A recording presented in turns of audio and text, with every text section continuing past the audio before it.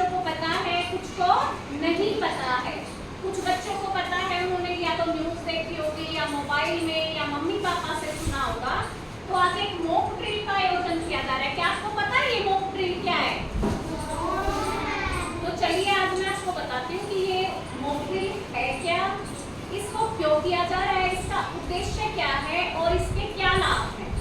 बच्चों, कुछ समय पहले अपने देश में कश्मीर में एक पहलगाम नामक स्थान है, वहां पर एक आतंकी हमला हुआ था और उसमें कुछ लोगों की जान भी गई।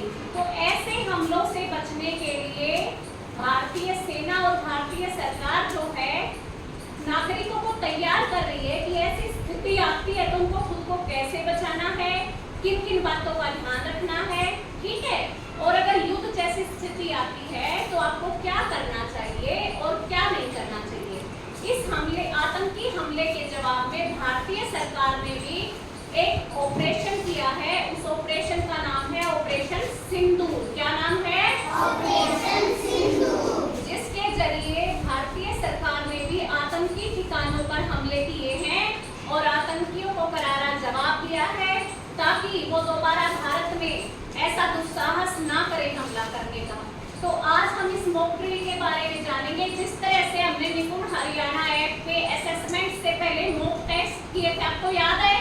यस। वो मॉक टेस्ट हमने क्यों किए थे? हमारी प्रिपरेशन के लिए, हमारी तैयारी के लिए, ताकि हमारी टेस्ट के लिए तैयारी हो जाए असेसमेंट के लिए, इसीलिए किए थे ना। तो ये मॉक ड्रिल का आयोजन भी हम इसीलिए कर रहे हैं ताकि हम आपातकालीन स्थिति से निपटने के लिए तैयार हो जाएं। तो आज हम इसके बारे में विस्तार से जानेंगे। क्या आप तैयार हैं? यस। तो चलिए आइए सीखते हैं किन बातों का ध्यान हमें रखना है। सायरन बजते ही आप सब हो जाएं सावधान और सुरक्षित जगह पर छुपने का आप रखें ध्यान।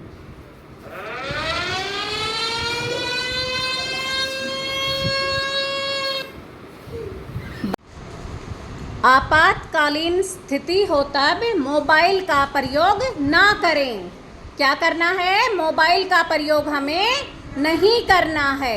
आपातकालीन किट अपनी रखें तैयार और इस किट में करें जरूरी चीजों का समाहार। पानी और कुछ सूखा भोजन, जरूरी दवाइयाँ, टॉर्च, माचिस और मोमबत्ती, मोबाइल और चार्जर और कुछ पैसे भी इस किट में होना है जरूरी, ताकि मुसीबत के समय ना रहे हमारी कोई मजबूरी। इन सभी जरूरी बातों का ध्यान रखने के साथ साथ कुछ चीजों का हमें और भी ध्यान रखना है। वो है, जब आपातकालीन स्थिति का सायरन बजता है तो हमें बिजली के सभी उपकरण, लाइट, पंखे बंद कर देने हैं। इन्वर्टर को भी बंद कर देना है। घर के सभी दरवाजे, खिड़कियां हमें बंद कर देनी है। रोशनी बाहर ना जाए इसलिए हमें पर्दे लगा देने हैं, ठीक है। और जैसे ही सायरन बजता है, मेज के नीचे, कोने में या किसी भारी वस्तु के नीचे खुद को छिपा लेना है।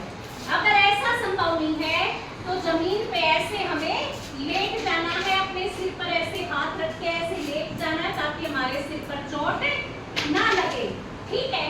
और जो घर में छोटे बच्चे हैं, बड़े बुजुर्ग हैं या कोई पालतू जानवर है तो उनका विशेष ध्यान रखें, क्योंकि वो आप पर